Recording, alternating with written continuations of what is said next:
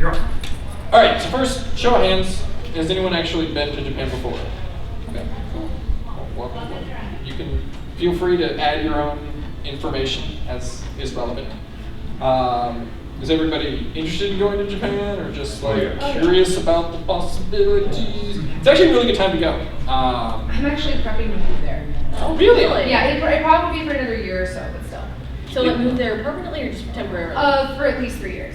Oh, wow. Well, I'm gonna go to Thailand first because I'm from Thailand, and then transfer to Japan from there. Cool. Wow. Enjoy. So no, actually, it is a really good time to go right now. The yen is weak and the dollar is really strong, so you can get 115, 120 yen to the dollar, which is a really good exchange rate. Do your exchange in Japan though. Don't do it Yes, in the you're States. not doing it. Wait till you land in Narita. I made that mistake. Yeah, I think I made did it my before. Yeah, I think I did my exchange like there in the airport before I even left. Never do it at the American airport. You will get horribly screwed. And also because oil is so cheap. Huh? I'll tell you. I will tell you that. I just as a lead off, if you're interested in going this year. No. I just wanted to kick off by noting that it is actually a really good time to go. If you think you're capable of going this year, I mean, I don't know how long this will remain true, and that's why I say it. If you think you're capable of going this year, it's a good time to go because you can get really good exchange rate on the end of the dollar, and oil prices are really cheap. So plane tickets are actually relatively cheap. So between those two factors, it's actually pretty inexpensive, relatively speaking, to go to Japan. I mean, when you're over there, it's going to be like normal cost. But, so I guess we'll speak to money first. My general rule of thumb, and this isn't always true based on the changes in exchange rate, but my general rule of thumb is if you ever see something priced in yen, think of it as 1 yen is a penny. So 100 yen is a dollar. And just move the decimal places over twice. So that's a simple way to look at it. But so since the yen is currently at a point where it's 120 yen to the dollar, that means what you would normally think of as maybe being $10 is actually cheaper than that. It's like $8.50, $9 when you're actually put over the money. So like if you walked in with $100, if it was 100 yen to the dollar, you would get 10,000 yen. Whereas now you'll get 12,000. So you get an extra 2,000 yen. I've gone when it's been really bad, like 80 yen to the dollar, and then it's more like $12 equals what you would think of as $10. So that's just a general rule of thumb, and it's something to think of whenever you're looking at stuff priced, because since you don't know what the exact exchange rate will be when you go, if you're planning everything in advance, you're not like just walking to the airport and saying, give me a ticket, I'm leaving right now. Generally look at it as it's 100 yen to the dollar. That's a close approximation of generally where you're going to be. But to answer your exact question, so there are multiple ways to exchange money depending on where you're going. If you're going to Japan, I've also been to Europe if you want to compare for that. But if you're going to Japan, exchange it you'll get a good exchange rate at Narita Airport. You'll get probably a comparable rate if you go to so in America, if you want to exchange before you go so you know you have cash, there are a lot of places in Japan that don't take credit cards. So almost everywhere. So it's getting better. But I was only there like 2 years ago, and I still a lot of places don't. Yeah, well, I think like the one dinner we had that was really expensive took my card because I didn't have enough cash. If they're gonna ream you, they'll take your card. Yeah. And the major stores will. Like if you go to Big Camera, they'll take it. But yeah, like a lot of little restaurants and stuff, cash only. But so in that vein, first the ways you can exchange in America are you can go to the bank. You'll need to talk to them in advance usually so that they will have yen for you, but you can exchange at a bank. But they'll take like maybe 1% or so. They'll do a charge in there where they'll charge you like 1%. You can exchange at a travel agency. Their rates are usually not great, but you can get decent. And then you can also exchange at the American airport. Don't do that. I'll give you the comparison. If you go to Narita, this is my experience of my comparison. If you go to Narita right now, say it's 115 yen to the dollar. When you get to Narita, their profit is from the variable expense, I'll tell you.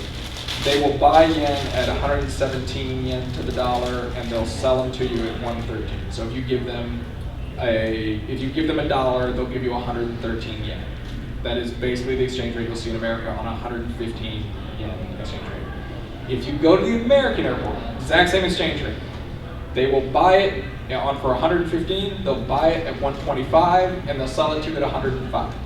So you're losing 8 yen at least, just doing that per dollar. I mean, it is literally that wide of a variance at the American airport, and that's why you don't do it at the American airports, because they will just do it. So when you get to Japan, there will be multiple exchange desks you can go to. You can use the exchange desks. You can use some ATMs. The one that everybody always recommends and is generally pretty good from what I've seen is, surprisingly, 7-Eleven has a big ATM network. That's true. And 7-Eleven ATMs take American ATM cards. It's notable because not all Japanese ATMs take American ATM cards.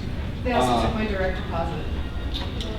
Some banks actually are, some banks may take it, but some American banks have a branch in Japan. I know Citibank has a branch in one of the districts that we actually stayed in at one point, which also would take American cards, but if you actually bank with them, you could get your stuff there. There's a very small number that is true. So, yes. Anybody else have any questions about money? Okay. So, yeah, that's the general thought with money. Yes? What is the price comparison like? Expensive? So everybody thinks Tokyo is expensive. My thought with that is, okay, like, it's a major city.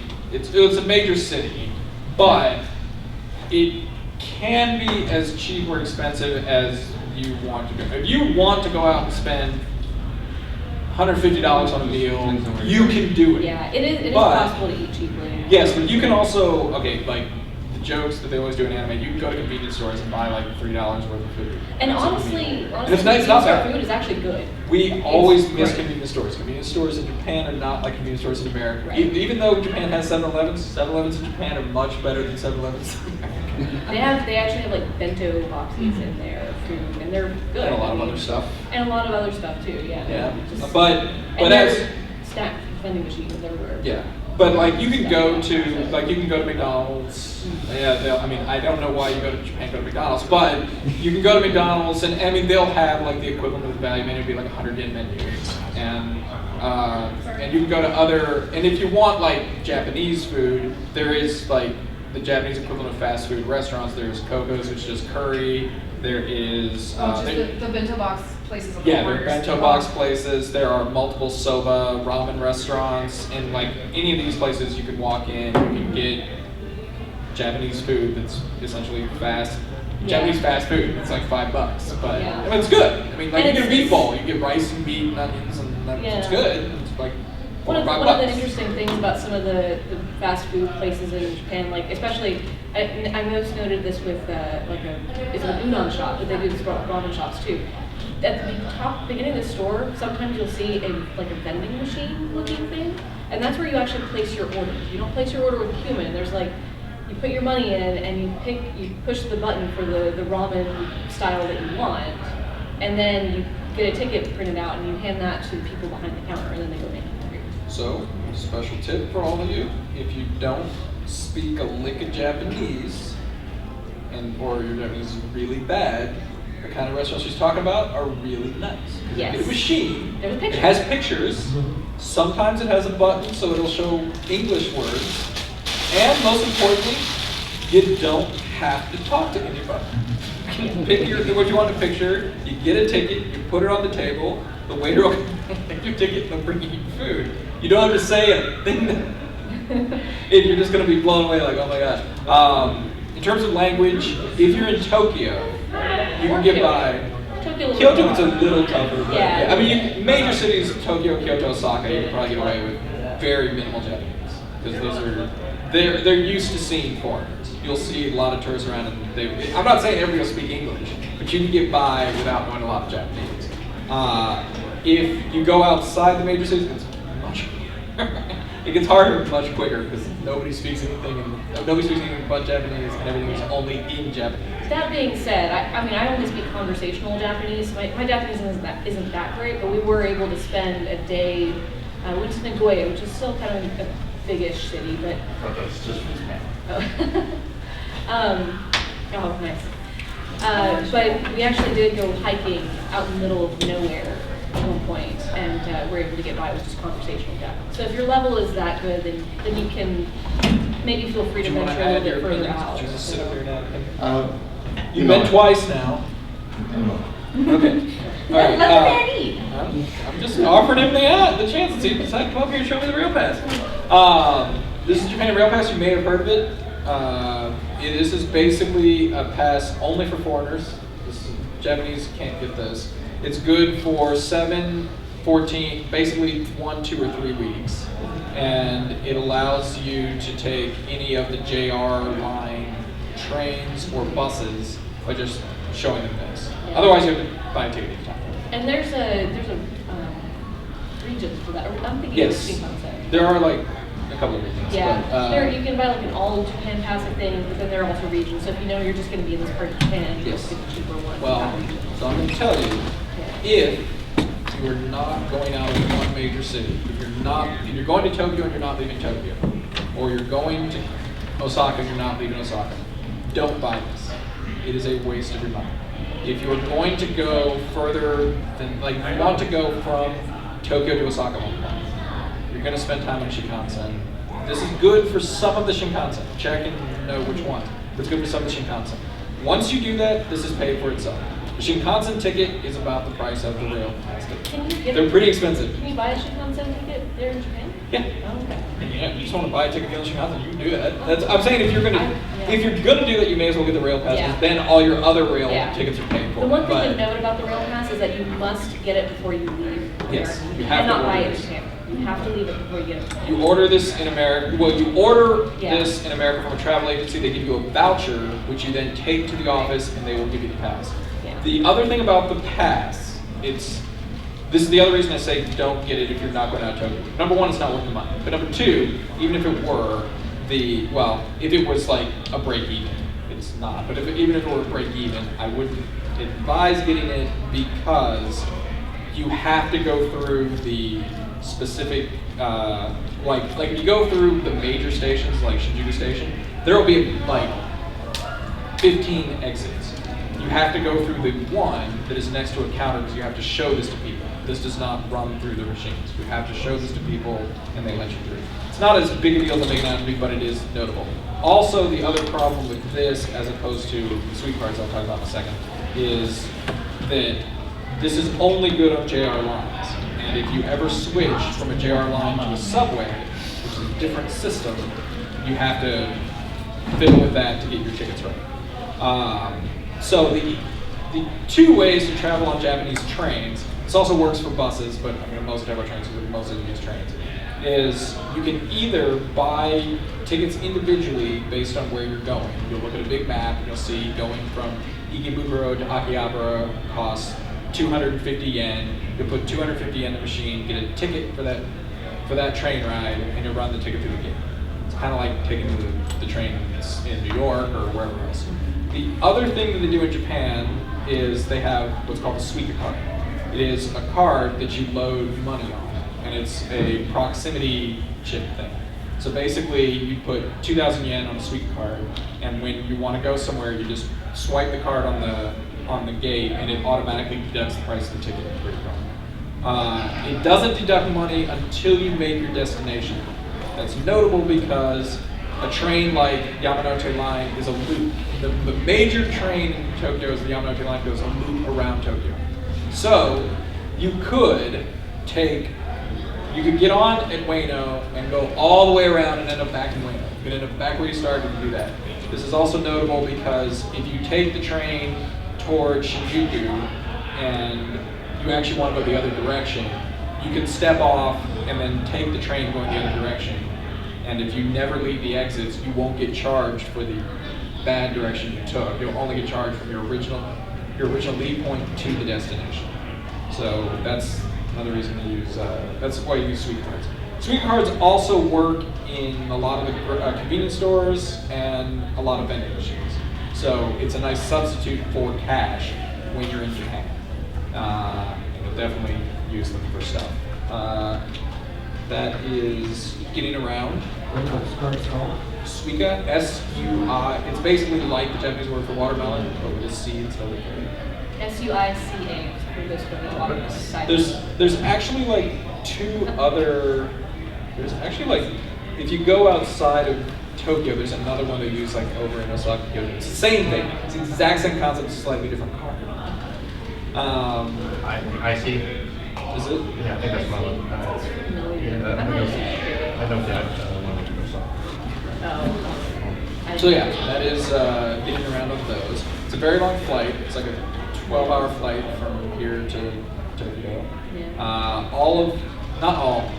Most of the flights from America to Tokyo has two airports, Haneda Airport and Narita Airport. Narita is an hour outside of Tokyo proper. Yeah. Haneda is in Tokyo proper. Almost no American flights fly to Haneda, so you're going to end up way out BFE in Narita. That's just the way the Japanese do it. My joke about it is that America hates our citizens and we screw them in Japanese. There is a train that runs from the airport to Tokyo proper, so. There's actually a couple. I know that there's one. I've rode one. Well, so there's the locals, which are slow. They'll take like an hour and a half. And then there's the Next Express, which will take like an hour. Yeah, I think we took the Express. And then there's the Keisei Skyliner, which takes like 45 minutes. And then you can also take bus. You can also take the bus. But Right. No. I will say. We took a bus back from Kyoto to Tokyo because Sensei was like, I don't want to ride on the train again. And I was like, okay, yeah, the road Then you get fare. stuck in traffic. No, the road fare coming down the mountains and stuff. Oh. It's like a lane and good luck. Like there's cars coming towards you and you're like, fuck, we're gonna die. We're all going to just tumble off the side of this mountain. Or what are you I going to can't put on imagine there? how long What are you they going to took. put on your visual? I saw the whole way. Me too. Put the train map. Put the Tokyo Railway okay. map. Oh, okay. He was my phone, probably. Pros thinks people want to look at his vacation photos. Cool. I did ask you before if you want to sit up here. You're just going to show photos during my thing and talk about your slideshow. Here's what I did in Japan. Yes. Is there an American airport that is better to Oh, leave yeah. from? Huh? Is there an American airport that's better to leave from? Depends on what your preferences are. I don't mind United. I know a lot of people hate them, but I personally prefer flying out of Houston. Houston will go direct, has some direct flights to Tokyo. Dallas on American Airlines has some direct flights to Tokyo. A lot of flights will connect through either LA or San Francisco. Those are two of the major connection points to Tokyo. As she was saying, this is actually getting better recently, believe it or not, but previously a lot of American phones didn't work in Japan. So, yeah, this is the train map of Tokyo. Yeah. That's what I use that. So this is the Yamanote line, this circle, and then here's all the cut across. You'll see a map like this, not quite this big. You'll see a map like this in most of the stations. I mean, large, it'll be large, but it's not this detailed. One thing to note too, if you see a map and you're just like, because I mean, there's a lot on it, even if it's not as detailed as this. Just stand there and look confused for a while, and eventually someone will come up and ask you if you need help. Well, so the other thing that's notable about a lot of the train stations in Tokyo is they'll have two maps. And so if you see the first one, don't get too scared. The first one won't have any Roman letters. It'll be all in kana and kanji. Right, yeah. They do have one that's And then they'll have one that'll have the Roman letters. So like if you know how to read Akihabara in Japanese, there's a map that you can use. If you can't, you can only read it as AKI, then there's a map you can use for that. Yeah, in Tokyo and in Kyoto both, like the trains, everything is in Japanese and in English. So like when you're on the train and you're going by the stops, you'll be able to see the name of the stop. I just cheated and used Wi-Fi. So, Or just use your speaker. but and also it announces on the trains too what stop you're at and what stop you're going to, that kind of thing. So In English. Yeah. In Japanese, English, and I want to say they use Chinese now too. But to go back to the phone point, previously a lot of phones didn't work in Japan. That also comes into play of how you feel about international roaming charges. T-Mobile has great data service there. Yeah, Wi-Fi calling now. if you don't want to use your phone in Japan, you can rent a phone. You can also rent just a SIM card if you have like Android phones. Make sure your phone will work over there. I think the newest models will, older models may not. But like SoftBank, you can rent just a SIM card. That will give you a local phone number, and then you're off of that. I know Dave and other people have also rented pocket Wi-Fis. It's a little internet module that basically does like 3-4G internet, and it'll do Wi-Fi for you. So if you would just prefer to use like Those Skype, things work and all great. that It's stuff. like you'll be 8 floors down, and I'll still get perfect, 3-4 bars. As long as you're in a subway, those things always work. Yeah, it can also help you if you want to use like Google Maps to get around or something like that. All that stuff. Yeah. One notable thing about Google Maps, well, this is my experience with T-Mobile specifically. We were out in the middle of nowhere, and we still got Google Maps. And it was good because we needed to walk to the train station. So that's a different story. We're in the middle of nowhere. We're in the woods, and there's still a vending machine with electricity. Like, how does that work? It's kind of like that. There are pictures that show that. It's like people are like, I laugh about it because it's like that's one of the things like you're in Tokyo when that doesn't even phase you. But I've seen it. Like I have seen pictures. It's like here's an open field. It's like a farm field, and on a dirt road, here's a Coke machine, and it works. And it's like, and everybody's like, even not from Japan, like, how does that work? What's going on here? You'll find vending machines everywhere. Yeah. Notable, you'll find vending machines everywhere. Near most of the vending machines, you'll find recycle bins for your bottles that you get from vending machines. You will almost never see a trash can. You will also not see a lot of trash, which is odd because you will never see a trash can. You have to basically keep your trash with you and throw it away at home. And it's a really complicated process with that. In that sense, if you've never been before, I highly recommend. Our last trip, we actually, different places for us, but we actually stayed at Airbnb places, and it went really well. I was really happy with the experience. If you want to ever hear about my Airbnb experience, I can tell you about it. But if you're going first time, I advise hotel. Yeah. For 2 reasons. One is it can be really hard to find an Airbnb. It's much easier to find the hotel. And number 2, depending on how they are, the garbage alone is really complicated. When I went with my university, and we stayed in a bunch of youth hostels. Mm-hmm. And those are really, really great. Look for ones that have really good reviews by people from Australia, because they tend to be really nice, and the Australians love it. And they also speak English? And yeah, all the Australians speak English. Yeah, when I was just on the recycling, when I was living in Japan for a summer, it was only a summer. It's basically you got your aluminum, plastics. There's burnables, there's non-burnables. I mean, so you've got to figure out what's a burnable. What does that mean? So it is complicated. We ended up with like weird bags of trash at the house we were at. We were completely confused. We weren't sure what we were supposed to do. We didn't get full instructions. We were confused. So to go back to the thing I was saying, we were saying about trains from the airport. The one reason trains are better because you know their route, they're on schedule unless something really out of the ordinary happens and you're set.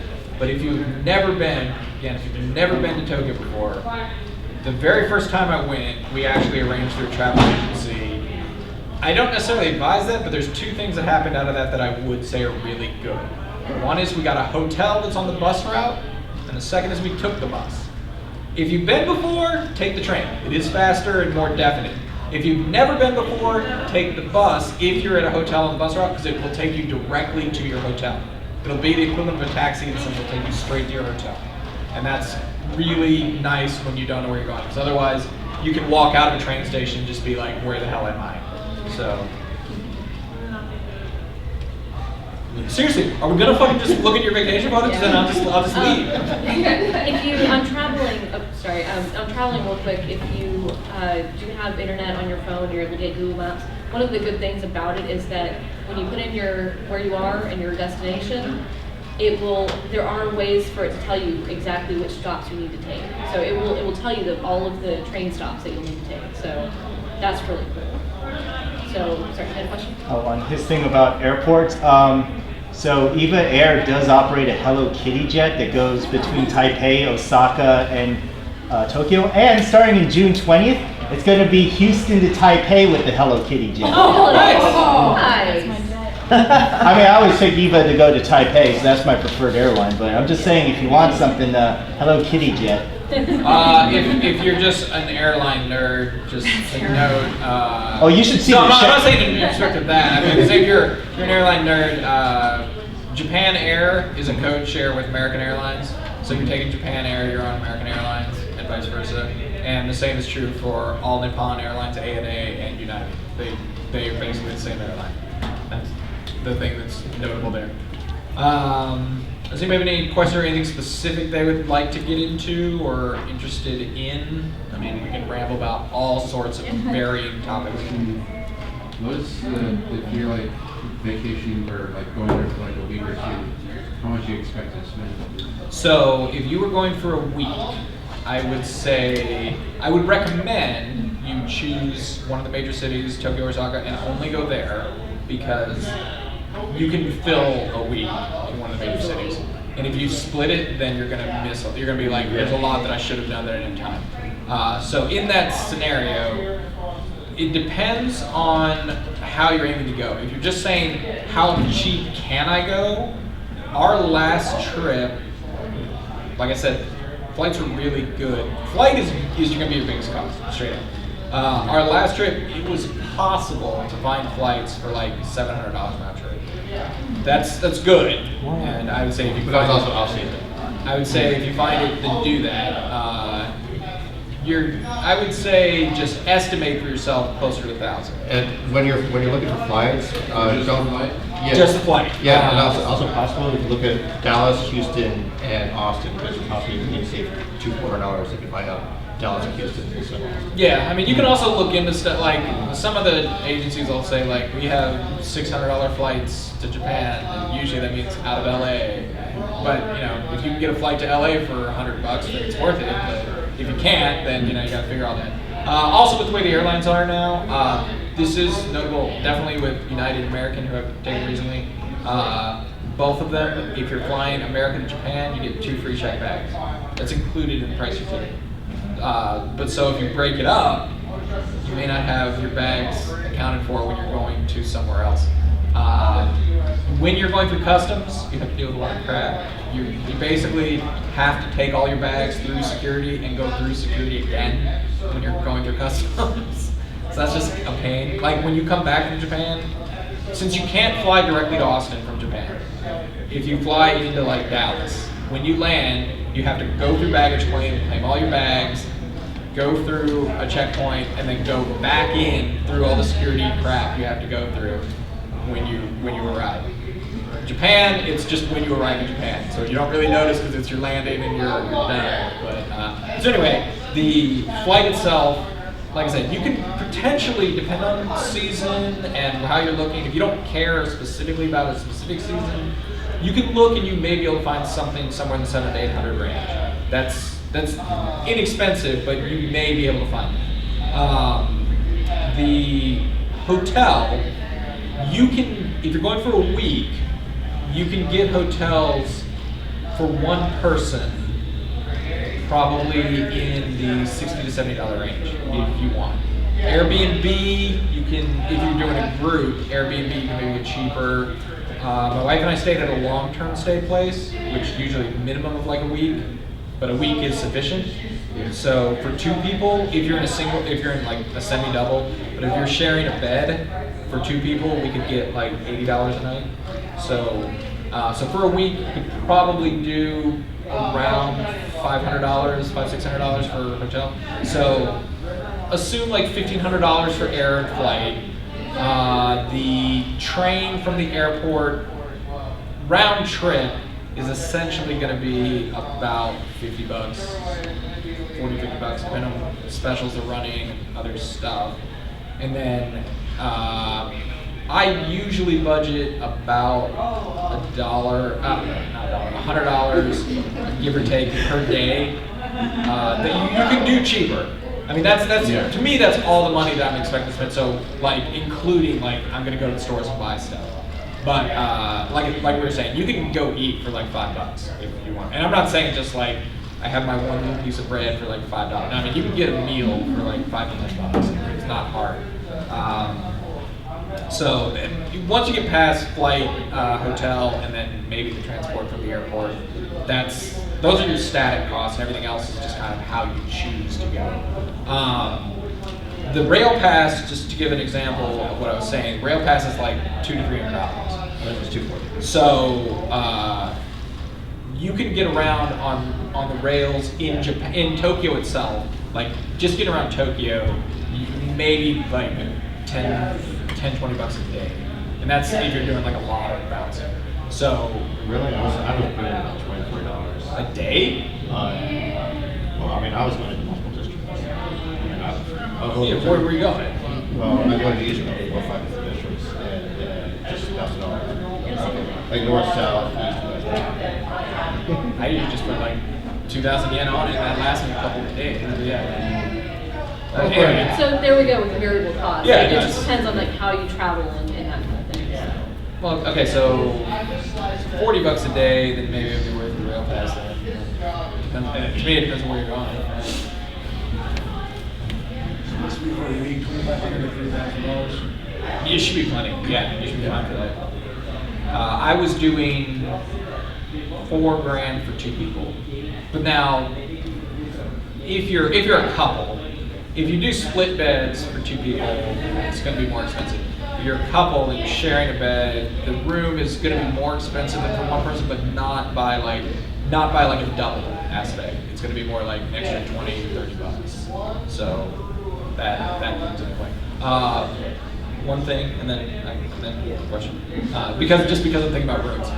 If you ever look online at rooms, so if you reserve a hotel room online, if you look at the rooms, I'm telling you this now so you're aware and you can think about it. You're gonna forget. Think about it. 90% of the time, the beds are gonna be singles. So if you look at the room, you're gonna think that looks nice because American hotels, the beds are queens and doubles. So when you look at the room, it looks the same as American hotel room. But it's not because the bed is like half the size. And so you have to scale everything to match. So your space between your beds is like this. But you're gonna think it's much bigger because you think the beds are bigger and you're comparing it like that. Yeah, So- the rooms are smaller, so be prepared for, to not have as much room as you're used to. Mattresses are weird. Yes. The mattresses were weird for like the first week I was there. I was like, this is strange. I've been in some that used weird pillows too. But anyway, yeah, there was one that had like buckwheat pillows or something, and it had like they were not soft pillows. It was like it was almost, this wasn't what it was almost like wood chips in the pillow. Weird, but that's not all hotels. That was that hotel. But I have another point about hotels, but what was your question? Something about off season. What's the off season and what's the on season? Off season is usually going to be like mid fall and maybe the late winter. Spring is popular because people like to go see the cherry blossoms. Summer, I assume, is summer vacation. Summer is hot as hell. If you're from Texas, Yeah. summer in Tokyo is exactly like summer in Houston. It's It is exactly very the same. humid. It is also rainy season during the early part of the summer. So if you, like we did a couple of years ago, we went hiking and we knew it was rainy season. We brought full rain gear and we needed it. Really. In the winter, they will get snow, and it's really cold. And in the summer, it is like 90s to 100 and really humid. Yeah. It is really Doing it about how like 11, 12, you gotta either be on the subway or you gotta take a taxi. Everything shuts down. No. Well, so taxis are really expensive. The trains run until about midnight, give or take, depends on what lines are running. So basically, if you're out after midnight, you can take a taxi, you walk, or you can go to karaoke places and bars that are open until 5 or 6 in the morning when the train's running. That is We've done that before too. There are many places that their bread and butter business is this is what people do until the trains run again next morning. Onsens were neat. We went to a hot spring. The onsen hours, interestingly enough, they open at 11 in the morning. They close at 9 in the morning the next day. So they're closed for 2 hours to do cleaning. But that means like you could go there right before the train stop, hang out in the onsen for like 5 hours if that's what you want to do, and then take the train the next morning. Onsens are hot springs. Traditional You bathe and you hang out. The ones we went to had like all sorts of extra stuff. Most They catered onsens are to divided between male and female sides, so. They're and not typically, tattoo friendly. there's Totally guys are ones. a whole other topic related to that we could probably get into. I was gonna take it for that, but half the people had tattoos and then nobody really wanted to go. So I was like, Yeah, if you have tattoos, onsens are kind of no-go for the most part. They don't allow. most onsens will not take tattoos. Because tattoos are, the reason for that is the Yakuza, the Japanese gang mafia basically, they're known for having tattoos and onsen do not want to serve Yakuza. And there's also, they say tattoos makes them work. Okay. That's a There was one guy who had a tattoo, and his host family, the manager's girl daughter, who thought it was hilarious, and made him take his shirt off in the restaurant we were in, so that she could take a picture of it and send it to all of her friends. Oh, She thought that was cool. Well, the funny thing is, he's actually from the Dominican Republic, so it was like the crest of the Dominican Republic. Nice. It's all, but it was his whole back. Wow. I can only imagine the reactions of other people in the restaurant. Well, luckily we had rented out this whole room. Oh, thank so you. it was just Okay. us, and they knew all about us, and it was really funny. She's like, just take your shirt off. I want to take a picture. It was Okay. really bad. That's less horrifying. So one thing I want to note about hotels, especially if you're looking to go cheaper. If you're looking to go really cheap, I would say there's something into hostels. Hostels are really cheap. But if you're going inexpensive hotel, one thing to note is if you're looking for the cheaper ones and going in the summer, when it is, as I said, very hot, they often have a thing where you get like here, you get a key card to get in the room. When you go in the room, you put the key in a slot, and if the key is not in the slot, the power is not on the room. So basically, like, you can't just leave your air conditioning running and come back and the room's nice and cold. You can only have the air conditioning on, technically, when you're in the room. There are ways to spoof the system. You are only supposed to have it on when you're in the room. And there are hotels like that. So that's when you're talking about like the business travel hotels and like the hotels that are going to be like $50-$60. If you're going in the summer, keep that in mind. If you're thinking about capsule hotels, number one, a decent number of capsule hotels do not allow women. They're catering to businessmen, and the ones that do split. So there's one side for women and another side for men. You don't go together. They're also not as cheap as you would think. You'd think, oh, go to capsule hotel, it's like $10. No, it's going to be like $40-$50. They're actually kind of expensive. But you can do that. Or you could just camp out in front of a university where there's security guards. We actually spent 3 nights walking around Tokyo. We just took sleeping bags, and we would go to a university and say, hey, we're going to sleep across the street, and there was a security guard, and we just go to sleep. There are people who walk all the way across Japan who do this every year. Really? Yeah, we were getting a little inventive. We're like, let's see what we can do. A couple of the parks, we can show you where the homeless people are too. Yeah, but it's really cool because like you tell the security guard, and they'll even come wake you up in the morning. Wow. Police officers actually are really nice and fair. And I think they all get English training. Maybe. I went to either a police desk or an info desk, and the woman got like huge scared eyes when she saw me coming up, not Japanese. So when I asked her my question in Japanese, you could visibly see her weakly, like, oh, thank God. It was actually really funny. I wanted to ask her where this Starbucks was. This is the wrong question to take to this table, but I got over there and I asked her, where's the Starbucks in Japan? No, seriously, when I come up, as I'm walking toward the desk, she's like, and then I asked her in Japanese where's Starbucks, and you could see her, okay. And then she like, but there were like 5. And so she's like, boom, boom, boom, boom, and I was like, oh. Maybe it's because we were going to university. We had friends in different universities in Tokyo. Oh, I And totally so believe people. So we were going to the universities to pick them up to go back to another university to hang out and stuff. It was fun. I think one thing that's interesting from based on the stories I've heard, if you're by yourself, there is a chance, not necessarily really common, there's a chance you may have someone come up to you and try to practice their English on you. If you're obviously not Japanese, because they're like, I want to speak English to somebody. Let's see it. If you don't want that to happen, walk around with a group of friends. I think people will not approach you if you're in a big group of foreigners, unless if you go to one of the stations that at that particular moment a school is practicing their English, and then you'll have students walk up to you with little boards and try to talk to you in English. I feel terrible because it's now happened to us, I think, twice, and I know at least once. The first time I didn't know what they were doing, and I'm so used to Americans soliciting you. It's like they like come up to me and like ask me something in like broken English. I'm like, no, and I just keep walking. And like, and after like they probably want to practice English on me, and I feel really bad about it now.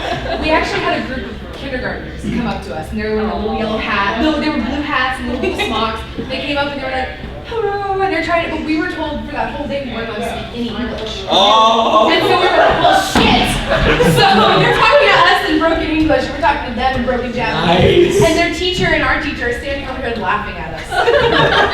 they're like 6 years old, and we're talking like we're 6 years old. Right. It's awful. Oh, That's nice. I was in a kindergarten classroom when I was in my study abroad, and I was in, at that time I think my level was a little lower, but oh my god, they kids started talking, I could not understand a word they said. I was like, I feel so dumb. Right now. I can't understand what these kindergartners are saying. So, yeah. It's fun, right? Yeah.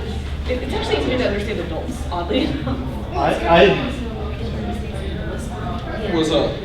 They're having a conversation. I kind of had an opposite thing when I was in the Coast Guard. I went to Times Square on July 4th wearing my Coast Guard uniform, and every New Yorker seemed to assume I was off the Japanese boat, so they were all trying to practice Japanese on me, and I was just trying to play along by talking back to them in Japanese. But the funny thing is, I have a name tag that just says Wong, U.S. Coast Guard, right on the front. I know. I swear, the Marines were having a blast. Like they were just like, laughing. They were like, I was like staring at them, and I was just like, That does remind me though. Yeah. So a tip, and I'm dead serious about this. A tip before you leave for Japan, if you want to go to Japan, learn 2 kanji. Otoko and Ona. That is man. And I tell you that because you will go some places that have restrooms that are not in English and not with little symbols. They only have the kanji for man and woman. And if you don't know what they are, you're not going to know which room you're supposed to go The to. bathrooms in Kyoto at one of the shrines, instead of having like just a male and female cut out, it actually like a woman in a kimono. It was super cute. I was Oh no, like, this is adorable. some places are amazing. We went to one place one time that had the most amazing bathroom I've ever seen. We took a picture of the men's room. It was crazy. I like the talking toilets. They entertain There me. are toilets. Squat toilets. There is a wide range of toilets. There is at the upper normal upper level are toilets that have like a bunch of buttons that do a bunch of stuff. Like that sounds has and bidet, stuff. it has like stuff that'll cover noise, blah blah blah, heated seats, all that kind of stuff. That's like upper level. Mid level is basically a toilet you're used to. Sit on it, do whatever. Bottom level is a hole in the ground. And I'm not kidding. And that's in men's and women's and ladies' rooms. It's a hole in the ground. That's how you're supposed to go. Is it better with the toilet paper down there, or? I would recommend you carry around a small pack of toilet paper because if you go to like public toilets, Yeah. there are some that won't have. Especially like the public squat toilets. Yeah. But oddly enough, some of them will still flush. That's terrible, but that is true. There's also a lot of people that will hand out stuff on the street. Like normally it's a lot of flyers, but also hand out Kleenex with ads on them and fans in the summer, all that kind of stuff. Sometimes they'll avoid you if you're a foreigner. Yeah. They'll be like, because number one, they think you're not going to do it. Number two, you're not going to be able to read it. It's like, I mean, they're basically just handing stuff out. And a lot of people won't. They're just like, anybody will take it. And when I say they'll avoid you, what I mean is they'll be like handing it out and they'll see you're not Japanese. They won't make that effort to like hand it to you. But if you're just like, oh, give it to me, they'll give it to you. So, on the Shinkansen, it's interesting. They've got the same range of toilets on the Shinkansen. Because I think I've seen the squat toilets on there, but also on the high end of the level, they have toilets where you wave your hand in front and the seat just rises. you get one of those. Like I the see seat that. cover lifts up so you don't have to like touch anything, and then you wave your hand in front of something else and it flushes. So at the Airbnb we stayed at, we had one of those toilets, Yeah. and it was really sensitive. So if you just walk by the bathroom, it would open up. That's creepy. Like, as soon as the door was open. If the door was open, Right. you would walk by and be like, toilet. So, here, go down later. Very interesting. A lot of spaces at a premium, a lot of restaurants and bars and stuff are small, like maybe have seating capacity for like 20 people total. Yeah. If you have a larger group, if for any reason you go with a large group, it can be hard to be. If you go with a group larger than 4, maybe 6, it can be hard to get a table, unless you split it up. That happened to us at one place. It took an hour and a half. It was all On the first day, when I get that problem with my Airbnb, and keep going back and forth. What was some other thing I was thinking Well, about? so with restaurants, I know. So in America, we're used to like the waiter coming by and checking every once in a while But- and bringing the check at the end. Like, no, You with have to hail restaurants, the you have to waiter. hail the waiter. Like they don't, and it's actually a politeness feature thing for them because they don't want to come and bug you. This is my interpretation anyway. I think this is what it is. They don't want to bug you during your meal. So if you want something, just hail the waiter. They're used to that. That's the norm. When you're ready for the check, hail the waiter again and ask for your check. A lot of restaurants They usually won't. won't. Oh, it's splitting. A lot of restaurants will have a button on your table, and when you push the button, it'll call it. Check splitting is really difficult. Yeah. I learned Don't my split second checks. time, it's just better just to take the final total and there's everybody pays the end. Yeah. And you don't have to worry about pay tipping. checks. And no tipping. Yeah, No, no don't tipping. tip, that's really rude. Yeah. Yeah. It is rude because they think you're tipping. They don't feel like you should tip for service that they're already providing it. Like, I can't remember It's how their it is. job, and you're saying that that they're not valued at their job. And I would pay normal wages. They so- pay like actual normal wages. There's like no such not, thing as server not wages. $2 an hour. So. Though it's tricky if you're in the tourism areas, they know, some of them seem to know that tourists will tip, and so it's always hard when you're I've in the. never tipped. I went so to I tipped I at would one never. place in Tokyo, and that was a Tokyo Dome, and all of the waiters spoke perfect English. And I think that like our waitress was. I don't want to say from America, but definitely lived in America, Yeah. like gone to college there and everything. And so I explicitly tipped her because I felt the shit. And everybody else at the table thought it was crazy. But I keep thinking of something, I keep forgetting it as an office.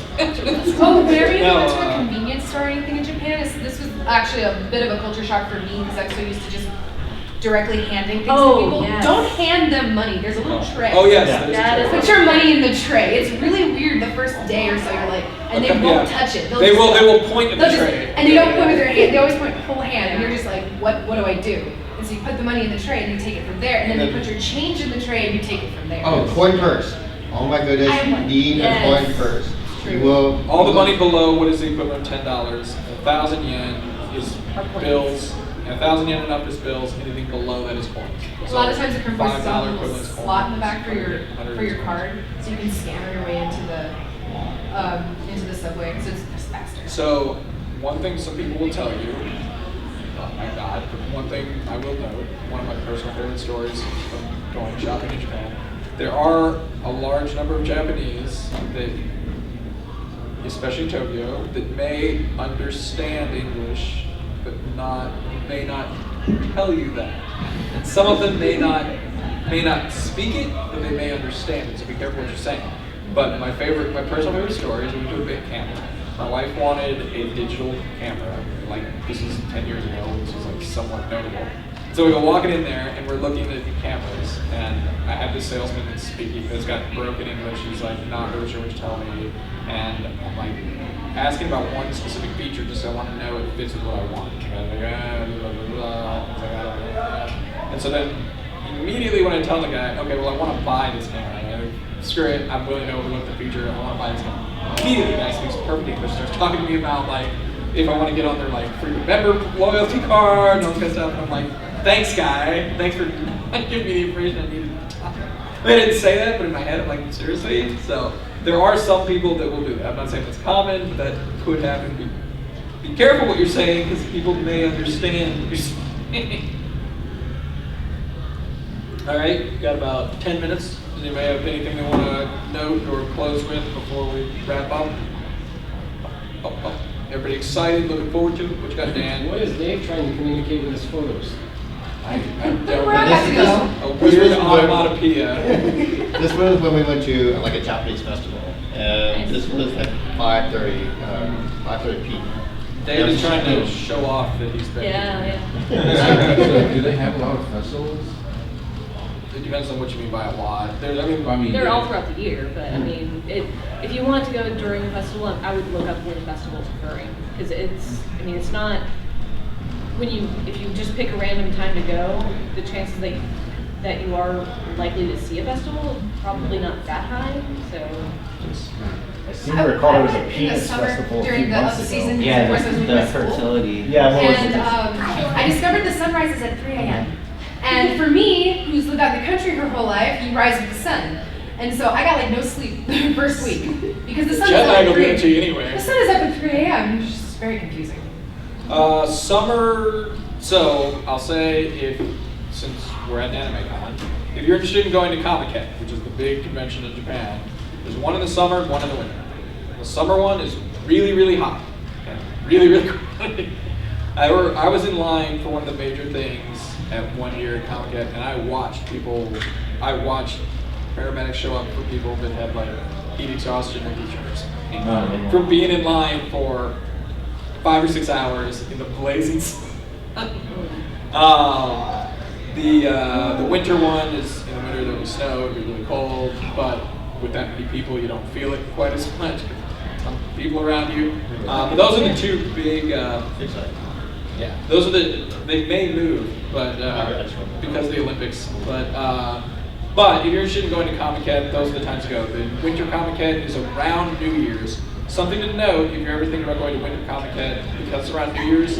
New Year's is a huge holiday in Japan, and a lot of things close for New Year's. So make note of that. Summer, like I said, is just really, really hot, but it's a good time. It's just really, really crowded, really, really hot. So I had to do Kyoto. I did Kyoto my second trip. I would say plan on 3 or 4 days because we're not kidding. I thought they were all joking about shrines. It literally is shrines Everywhere. Shrines. Everywhere. If you're not into Shinto shrines, you can do Kyoto in a day because there's not a whole lot else. But there are a shit ton of shrines. One thing I did learn that was also really fun actually for us because we were like, watch the American kids weave across the sidewalk. Was walk on the other side of the sidewalk than you think you're supposed to walk on because they will walk into you and you'll be like, oh shit, and trying to get around them. Yeah, And also learn awesome. umbrella etiquette, like lean your umbrella when you walk past people and stuff. There's all sorts of stuff like when you're walking around. We had to walk to school every day, so we ended up messing up a lot.